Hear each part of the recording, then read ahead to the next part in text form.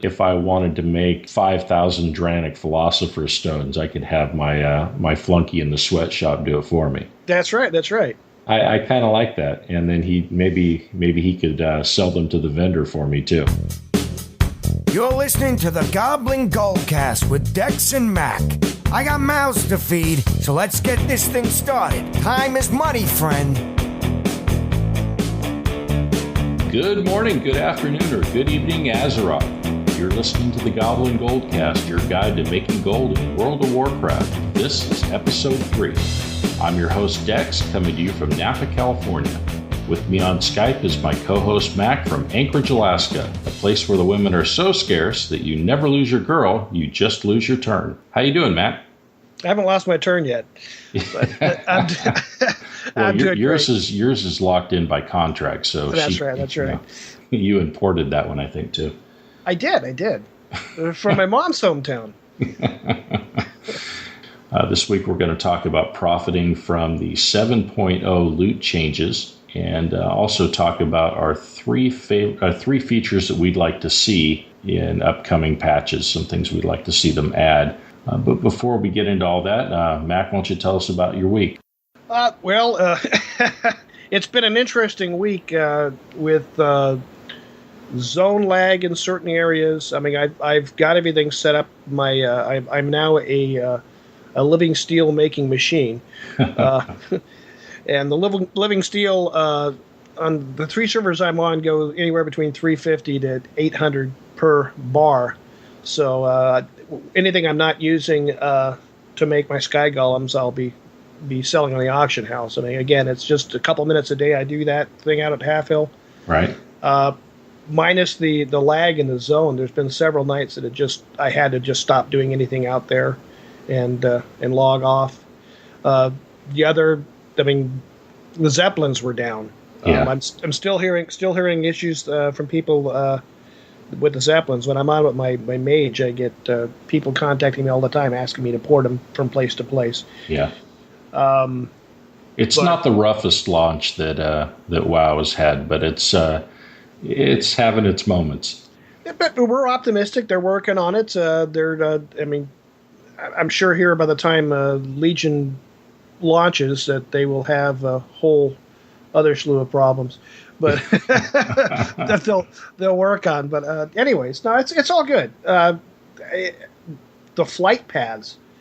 That's another thing is take a flight path from one place to the other. You land and you sit there for 30 seconds or longer. You hover for a while. Yeah. Oh man.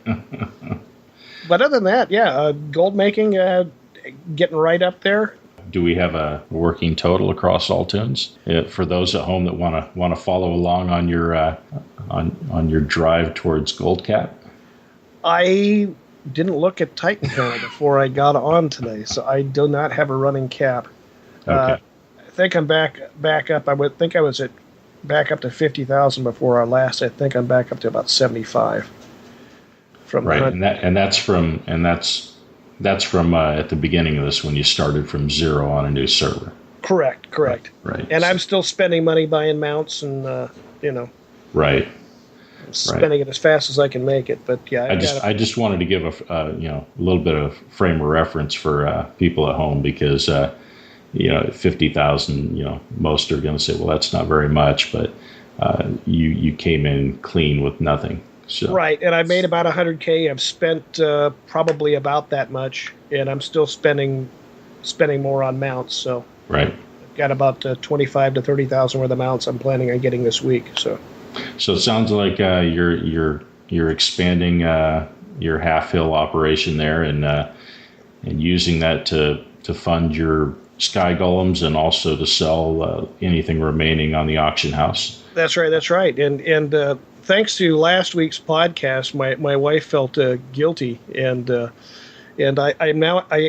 have her free World of Warcraft game thing, so I have 2 of them now, so I'll be able to make another set of alt armies on 2 different accounts. You guilted her into giving you her voucher from the movie. Well, I didn't guilt her. I don't know. Well, I mean, you played the podcast for her and guilted her with that. She listens to the podcast. I wasn't expecting it, but thank you, dear. Right, and if you're listening, what you don't know is before the show, Kathy, he did tell me that he was going to try to guilt you into it on the podcast. So I'm just kidding. Don't worry, Mac. I'm going to edit all of this out in post. So okay, so gold making. Pursuing some mounts. Anything else you want to talk about from this week? That's it. Like I said, we're optimistic that things are going to be going a little more smoothly in the game, but that's about it. It sounds like your play was a little hindered by the patch issues. Yes, and beating my head against the desk while I was trying to play was, I've got a headache. Well, hopefully next week I have something a little more eventful where you're able to stay connected longer and actually achieve what you want without being hindered by the patch issues. But like I said, they seem to be doing a good job. There's less and less issue every day, so it's not like they're not working on it. So. Right. No, they'll handle it. I'm sure they will. My week was a little slow. I dealt with a lot of the issues that you did. Same thing with the flight paths and so forth. Things lagging out. But in addition to that, things at home were a little busy, so I didn't get on as much as I wanted to. And trying to get some things on the back end for the podcast taken care of. We've made some advancements on getting things established here and there on that. And not as much time in game as I like. Did not add a mount this week. I'm kind of bummed out about that. I should add about 2 or 3 next week. So I'm still sitting at, I think I'm sitting at 180 or 181. But yeah, got in and investigated a few of the changes. Got all my characters set up. I did finally do that. So I have all my hotkeys for all of my characters, and I have every class, multiples of every class, and so it was a lot to learn. I had to relearn all of them. They were all very different, and looking forward to when I get a little bit of time to experiment with a couple of the interesting new changes to specs, like the Survival Hunter. And, right. And Combat Rogue is gone now, and there's it's replaced with Outlaw, and that looks interesting. I'm enjoying that. I've actually got that one. You know what? I've always run Assassination, and I'm giving it a shot. So I'm changing my rogues over to that to play around with it and see what I think. Well, you heard my experience earlier tonight when we were on Skype trying to get used to the new Shadow Priest and. Yeah. One thing I did notice, something else that I did this week that I forgot to mention. You and I have a mutual friend in game that we've actually played this game and another game way back in the day with. So a lot of years playing with him in Guild, and he decided to come over and he wants to be able to make a Demon Hunter on the server that you and I play together on, Dalaran. And he didn't realize that he had to have a level 70 on that realm to be able to make a Demon Hunter when they go live. And so after I told him that, I told him, okay, go ahead and make yourself a Death Knight, take it through the starter area, and when you get done, we'll run you through dungeons and get you to 70 so you can do that. And that was a lot of fun, but I learned 2 very important lessons. One, I am so spoiled by the recruiter friend running people through dungeons and getting triple experience. His wasn't triple, it was just one character bringing it through. And it's a lot slower that way. Right. And you add to that, our buddy Charmus, he likes to loot every single mob inside the dungeon. And so he made me wait while I did that. So I'm just busting his chops a little bit. I told him to go ahead and loot everything because he didn't have any gold on the server either. So, but I could have been a nice guy and just sent him some gold, but teach a man to fish and all that. That's right. our first topic, we want to talk about the loot changes in 7.0. A lot of unexpected things. I don't think a lot of people were expecting it to impact the game the way it has. We can start with fishing. It has impacted the garrison fishing quite a bit. I don't know if any of you have noticed, but you get the massive groups of 40 people going to someone's garrison, and they're farming the coins in there. Crack the beer and give me a pole. Yeah.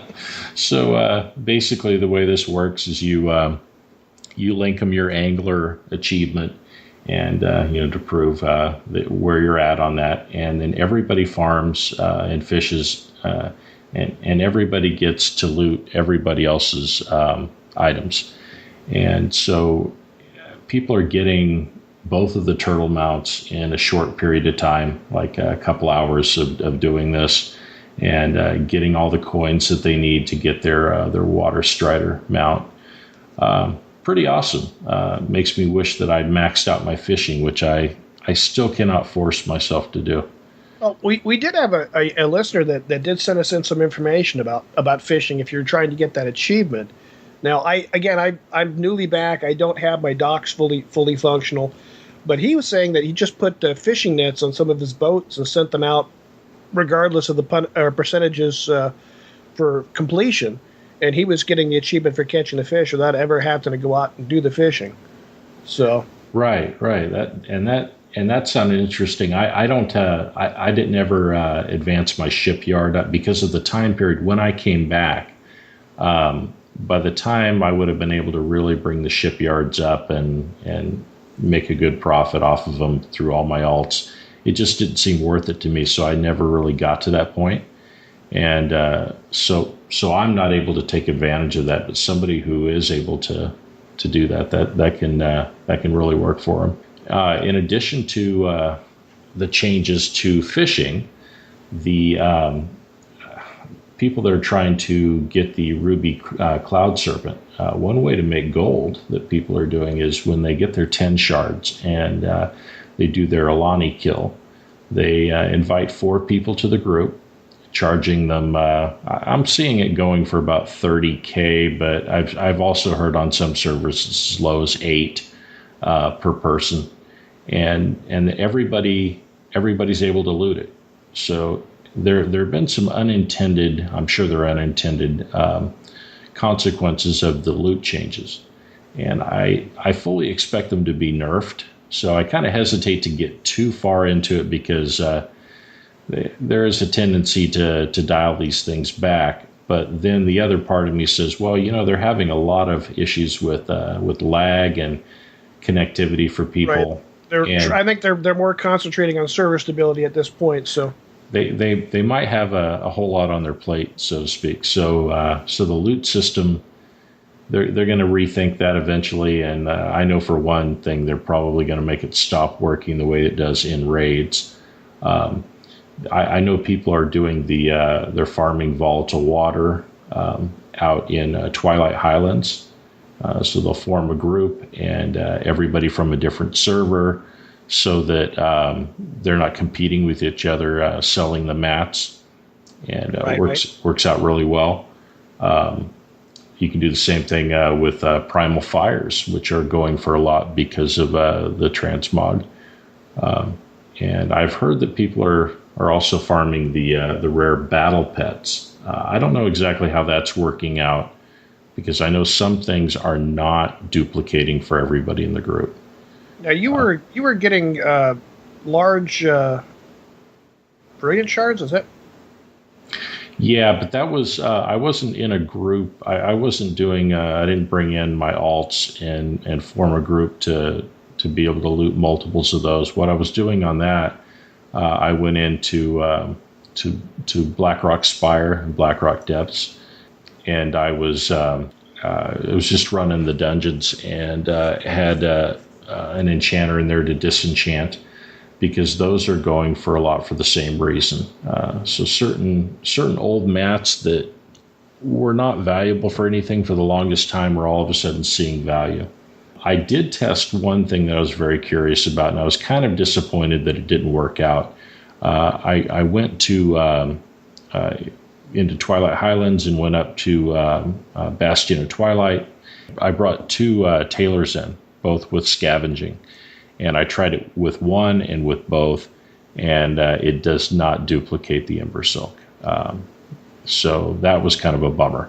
I got the same amount of Ember Silk regardless of whether I had multiples in the group or not, and I think that was because it was a raid. I think that's the way it worked. But I did run into a lot of bugs. I kept getting teleported out of the dungeon. It didn't want to let both my characters in, and a lot of glitches with that had to do with the patch as well. So we're actually we're very interested to hear from any of you out there that have any ideas for how to make this the new loot rules work in our favor. Yeah. So definitely let us know about that if you have a way to take advantage of that. I think that this is something that's going to be short term. I don't see it, at least in its current state, I don't think it's going to stay this way. For Hexweave bags, for people that are using the garrison resources, because you're able to cap them out all the time. Right. We've had other people talk about doing or getting purchase rush orders for your barn. Those cost about 1,000 garrison resources to get your barn spinning faster, to get your sumptuous fur out. People are doing the daily rush orders, or doing a daily off the map table in there, doing the rush orders for tailoring to be able to get their Ember or Hexweave bags out there quicker too. Right, and one of our listeners pointed out that he was getting the rush orders from the mission table. Seemed like he was getting them every day. I tested it on mine. I seem to be getting them every other day. But yeah, they're coming at an accelerated rate. That's for sure. And it's a randomizer, so apparently, and sometimes it works in your order. It used to be pretty dependable. You just get it ever so often, infrequently. But now it seems to be every day or every other day, and that's awesome. That's maybe that'll stay the way it is. I don't know. Your listener that called in that he mentioned about the barn and doing the work orders in there. Right. For me though, and this is not everybody, of course, but for me, I want to make the garrison more passive income, not less passive, and so I'm not really a big fan of going out and trapping on all of my tunes, even though now when you go into a trapping group, everybody gets credit for everything. And so it makes it go a lot faster. So if you have a few characters that you're running through, kind of makes sense. If you're trying to do that with an alt army, you're going to end up with, PTSD from the garrison, chores again. Take way too much time. I do that. I've got a couple of characters on the server I'm still leveling. Right. I got several cap, but again, with a month back and not having as much play time, I haven't been able to get all of them to 100. And then there's the second account, and then I'll have again very shortly I'll have the other 2 accounts. So yeah, was there anything else that you thought we should cover about the loot changes? Anything I'm forgetting? I think that's about it for this week. Hopefully next week we'll have a little more time without the game glitching on us. And yeah, I intended to do a lot more research on that than I was actually able to do. But yeah, we'll come back to that on a future podcast if it doesn't get nerfed. So our second segment, we want to talk about our top 3 features we'd like to see in WoW. And this is kind of a fun little topic, just kind of a wish list for us. Mac and I have both played other games, and if you've played a lot of MMOs, you'll find some things you like about one, and then you like other things about another. And you're not going to be able to Frankenstein together the perfect MMO, but it's fun to sometimes imagine how the game that you play would be different if they would just implement that one feature that has been so awesome somewhere else. And so we'll talk about our top 3. So we'll start with you, Mac. What would be your number 3? well, we're talking about power leveling, and right now the when you power level, basically you have your character that's being power leveled, sitting back and not doing anything, while the main character goes through and blasts everything out of the way, and you get experience that way. Other games, or I'd like to see like a sidekick ability, where City of Heroes is defunct, but they had the ability way back in the day where you could have a new player coming in, they could group up with a higher level character and actually add to the group. If they had a lower level abilities, they wouldn't have all their higher level abilities, but they would scale up so they could actually fight with a higher level character. Because you and I both know when you're doing power level, and the guy who's being power leveled sometimes almost falls asleep. Right. He doesn't have a whole lot of input into the thing. He's just kind of hanging out. And this would allow somebody being power level to actually contribute. They won't have the full abilities, but it'd be kind of nice to be able to scale and get a little experience that way as well. That sounds cool. I didn't play City of Heroes. I tried.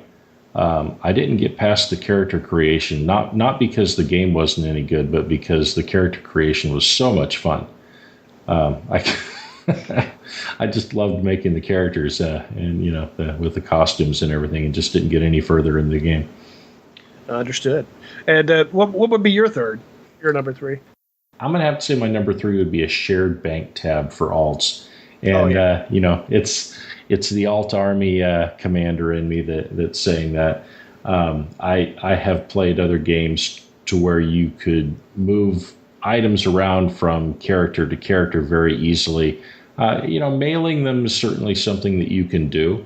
But if you have a stack of items that say you wanted all of your characters to be able to access, it's nice to just be able to have it in. And the way it would work is you'd have a few slots in your bank inventory that were mutual to all of your characters on that account, and so they would all see those extra slots, however many there are. And I think it would be good. You think having the shared gold tab in there for that would be nice as well? I mean, I know it can that could be a good thing to have too. I don't think it becomes as big a deal as the shared items. I have a guild that I use to move things around with my alts, but it would be a lot more convenient if I didn't have to do a guild bank and all of that. And I think it's an opportunity for a gold sink in the game too. You could have a basic number of slots that everybody gets, and then for somebody like me that has a lot of gold to spend and has a lot of need for a lot of extra slots, make us pay for more. Remove gold from the system by demanding that, if we want those extra slots, we've got to pay for them. I don't know. I think it would be a good addition. Is that something you'd like to see? Yeah, I've used it on other games that have that sort of system. For me, it was always a way to be able to combine my gold. Again, I use Titan Panel now so I can see where all my gold's out, but I still have to, if I'm a little short on one tune, I log out, log another one on, and then mail myself gold. Right. It'd be nice to be able to have that as, like I said, a central area in a guild bank to be able to pop that open and have a shared guild shared gold tab. Everybody who has a lot of alts has had that moment where they see, now, which character do I have these materials on? Right. So, okay, so what about your number 2? I would like, get the garrison thing again. I'd like to be able to have followers maybe do your trade skilling for you. Instead of just, you have them in the buildings that allow you to have more work orders, but it'd be nice if you could set up a bunch of mats and have one of them go to town on that and let them do their own thing daily, Tell me a little bit about how that would work exactly. What were the mechanics behind it? You would get your materials and things. Once you have all your materials, you'd be able to basically tell your follower to make whatever item it is, and they start working on making that item or making multiples of that item. And okay. So it just streamlines it so that you have more time to go out and play versus spending more time trade skilling. If I wanted to make 5,000 Dranic Philosopher's Stones, I could have my flunky in the sweatshop do it for me. That's right. I kind of like that. And then maybe he could sell them to the vendor for me too. That would cut out a lot of time. It's just something it'd be nice. I doubt that I'd ever put it in the game, but it'd be nice if it was. And so what would be your number 2 there? Well, my number 2, and this is a big one for me. I got my start in MMOs with EverQuest, like a lot of people did back in the day. And one of the things that they introduced was a buyer feature. So you know how our auction house works, where you can put things for sale. Right. It would be nice if we could have that feature that EverQuest had, to where you could set up a character that would buy things. And so you make your list of the items that you want. Let's say that I need frostweed, for instance, and I'm willing to pay a gold a piece for them. And I could put a buy order in for how many that I wanted.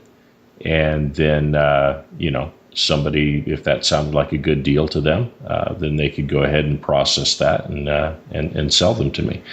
And it's nice. There are definitely drawbacks to it. There's you see the margin kind of disappear a little bit between what people are willing to buy and what people are willing to sell things for. The two kind of come together a little bit closer, because when you can walk into the same building and see, well, so-and-so will buy this for me for 1 gold each, do I really want to incur the auction house fees to try to get 115 a piece? 1.15. So yeah, there's definitely a downside to it, but for somebody that is looking to get massive amounts of mats to create things, it's invaluable. It's awesome. And I think that is one feature that we will see eventually. I think it's only a matter of time. Would you like to see that, or you think that would just kill the margins between? No, that'd work. You put a price out there, somebody doesn't want to sell it for that amount, they won't put it out there. But you're going to get those people that, hey, that sounds good to me. Here, boom. And it works passively, so that when you're not in the game, the auction is still out there, or the buy order is still out there. So you come back and have nice gold. Right, and they can take their auction fees out in either case, so they Blizzard can still have its gold sink built into the auction fees. And I think it's actually an opportunity to raise that up, because the way it works right now, you have to kind of bark in trade that you are willing to buy, and COD to me and all of that. And Blizzard doesn't get a cut of any of that currently. And it is an opportunity for them to give us a new feature that I think would be a feature that a lot of people would like, and still create a gold sink at the same time. Right. It'd probably be more popular than a 2 million gold spider mount. There we go. Okay, so your number 1. I can't wait to hear this. Well, they brought out the transmogs, and that's nice. You have a bunch of different looks. Again, as you know me, I really don't care what it looks like as long as it's functional. But for the people that like that, it'd be nice to be able to have the ability to customize it even more by, say, adding dyes to the game. So you can dye your armor. You can not only customize the look, but you can customize the color. And that's we've had that in other games where you had the ability to recolor your armor certain ways. I think that'd be kind of nice. Okay, so the important question that everybody's going to want to know: what profession would make those dyes? Alchemist, probably. Yeah, it'd probably have to be alchemist. But knowing Blizzard, it would probably end up being a vendor sold item. Only they would let us make it. But yeah, that would be interesting. I guess you just have to have a recolor on the main base color, because a lot of the gear has multiple colors in it. So maybe some pieces would have to not have that feature. I don't know how they would have to work that. Right, or do a base color and then have highlights. I mean, I know other games that there was the primary and then a secondary color you could add, but yeah, they could even expand it out to mounts. Give your mount a paint job. My Mechanahog needs a new paint job, I think. I'll paint it red because red's faster. So your number one, what's yours? I want to hear this. Well, my number one's a biggie, and this is something that gold makers listening to this are going to scream yes when they hear it, I think. And that's the ability to stable mounts. And when I say stable mounts, I mean just like caging pets. So that if you have a mount, if you have a rare mount that dropped or something like that, same rules that apply to the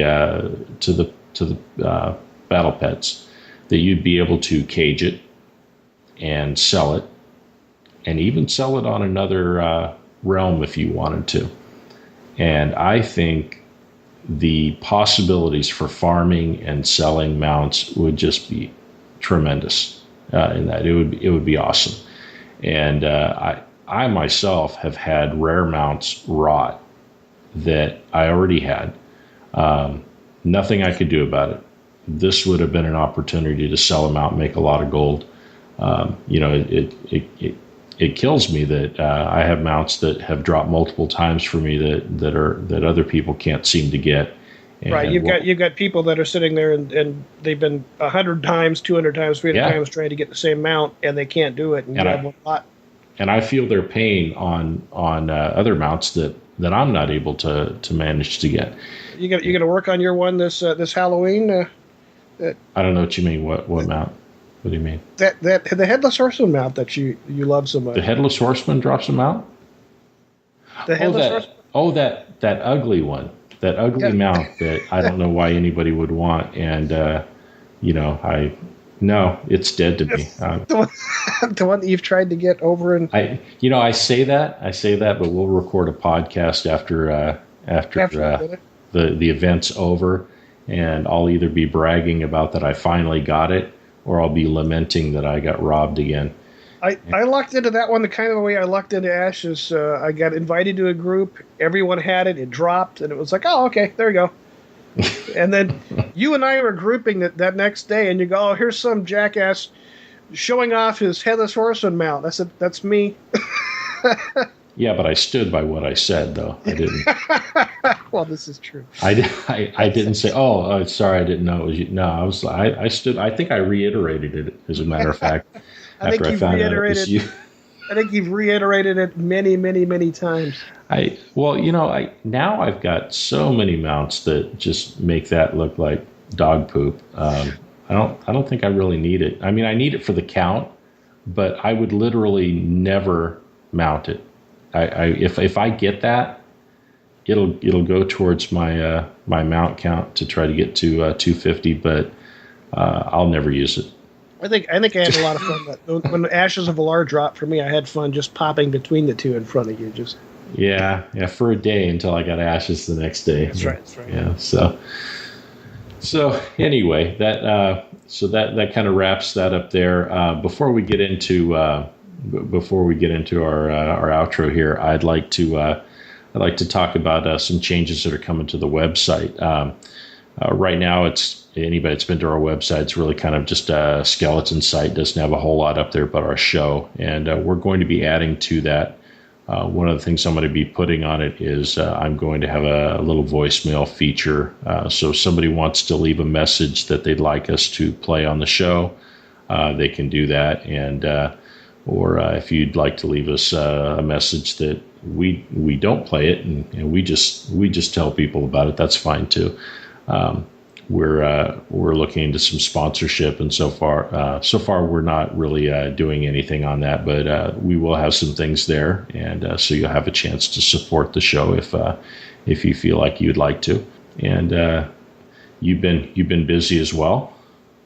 We've got our Facebook page up and running. The Goblin Goldcast is on Facebook now, so you can leave us a message there.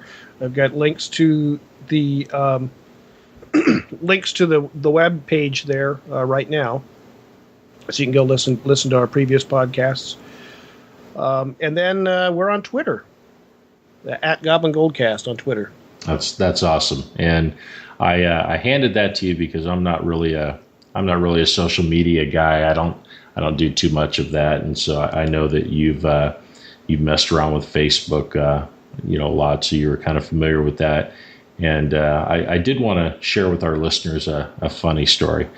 The Twitter, this is coming. This is coming.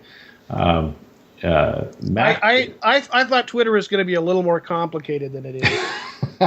Mac was ready for Twitter to be this really difficult thing to figure out, and so what he did was he looked everywhere for a Twitter for Dummies book, and he couldn't find one. And what he ended up buying was a Twitter for seniors, and I think that's just perfect. I'm loving I figured that. it would have the same information. It would just be dumbed down even more, which is perfect for me. Right, and it works because, I mean, let's face it, my kids are the same age as your grandkids, so you need something like that. But your oldest is older than my oldest, so. Oh, don't make people do math now. So, so anyway, we're starting to ramble on a little bit, so I think we're gonna call this one. It's been a lot of fun. We look forward to coming up with some more topics in the near future here and bringing them out. We're trying to record on late Wednesday nights, which ends up being actually Thursday morning for most people's time zones, and getting them out the very next day. We're gonna see how well that works for us. But anyway, look for us on our website, goblingoldcast.com. We're also on iTunes, and appreciate it if you subscribe there and let us know what you think. And anything you'd like to add before we go? No, I think Wednesdays works for us. It gives us a day after Tuesday patches to figure out if there's been any quick changes to the game, and we'll talk to you guys or talk at you guys next week. Take care, you guys.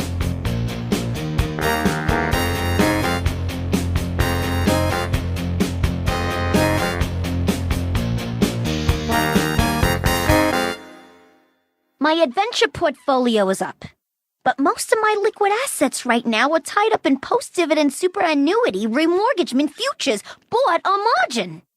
It's a sure thing.